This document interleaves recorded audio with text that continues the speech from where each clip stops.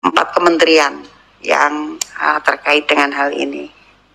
Pak Fikri masih berniat bertanya? Iya, ini silakan.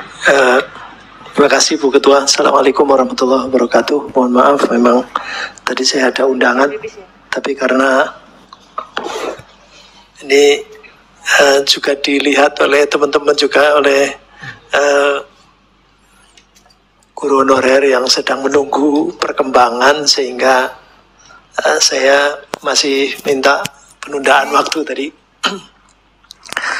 Tapi karena diberi kesempatan awal, saya terima kasih Bu Agustina, Ketua Panja, pimpinan dan anggota Komisi 10, dan para bupati dan wali kota yang saya hormati, meskipun hanya 5 dilihat dan didengar oleh teman-teman honorer.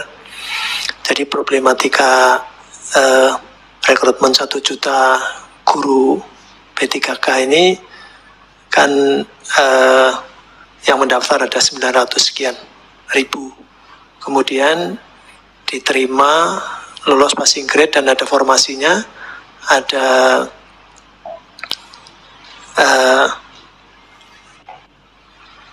293 ribu itu lolos passing grade dan ada formasinya. Sungguh pun ini juga ada keluhan dan sudah sampai ke Komisi 10 karena 20.000 diantaranya, konon menurut Menteri 20.000 diantaranya adalah bukan honorer di situ, tetapi guru swasta yang masuk, sehingga jadi 293.000 itu 20.000-nya adalah guru swasta, dan penyelenggara pendidikannya keberatan karena mereka adalah guru-guru terbaik. Ini adalah problematika, dan saya yakin ini saya nggak memilah-milah karena kan undang-undang pemerintah daerah perguruan tinggi ke pusat dan SMA SMK provinsi, SMP ke bawah, kabupaten kota. Nah, berarti ada di antara mereka itu adalah di kabupaten kota. Yang sekarang ini jadi masalah adalah, itu masih ada masalah, tetapi ini ada masalah yang serius dan mungkin terkait dengan Bapak Ibu Bupati dan Wali Kota adalah yang 193.000 karena sudah lolos passing grade dan tidak ada formasinya. Nah, ini yang berulang-ulang Ibu Ketua sejak Panja yang lama sama Panja yang baru sekarang menghadirkan kementerian terkait, sudah dihadirkan di sini dan berulang-ulang menyampaikan bahwa ini ditanggung oleh APBN. Tapi faktanya saya datang ke Aceh. Mungkin Bapak Ibu datang di mana lagi? Bu Agustin di Sulawesi Utara ya?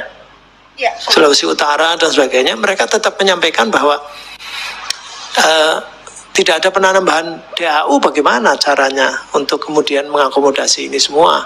Begitu. Jadi dipaksa untuk menambah, itu nggak bisa. Kemudian juga tadi dapat informasi betul, berarti terkonfirmasi bahwa kebutuhannya 5.000, tetapi tetap saja mengajukan 500. Kenapa? Karena diminta untuk analisa keuangan daerah di Kementerian Pan-RB.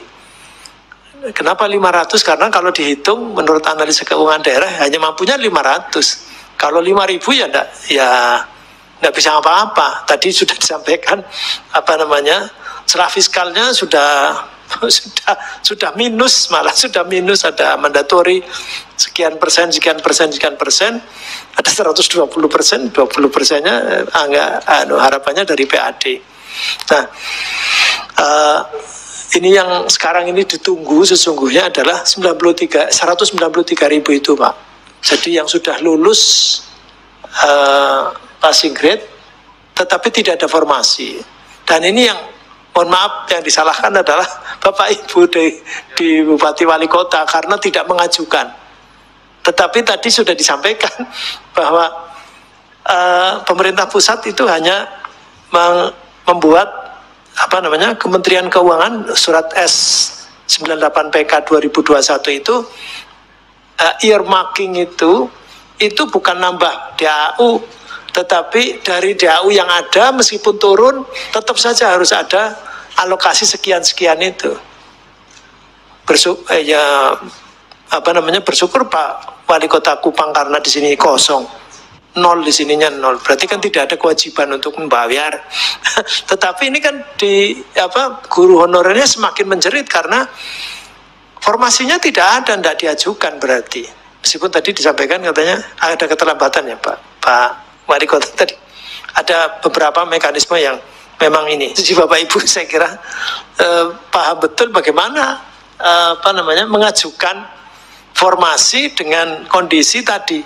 Secara fiskal yang semakin kecil, bahkan minus gitu, untuk diajukan lagi. Dan kemudian kalau masuk ke Kemenpan RB, diminta untuk analisis keuangan daerah. Dan dalam keuangan daerah ya berarti sesuai dengan sisanya berapa begitu. Ini mungkin supaya didengar semua pihak, satu istilahnya edukasi. Supaya semua paham.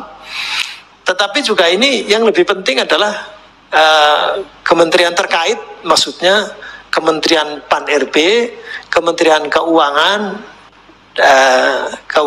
Kementerian Keuangan, dan berarti kemudian koordinasi dengan Kementerian Dalam Negeri.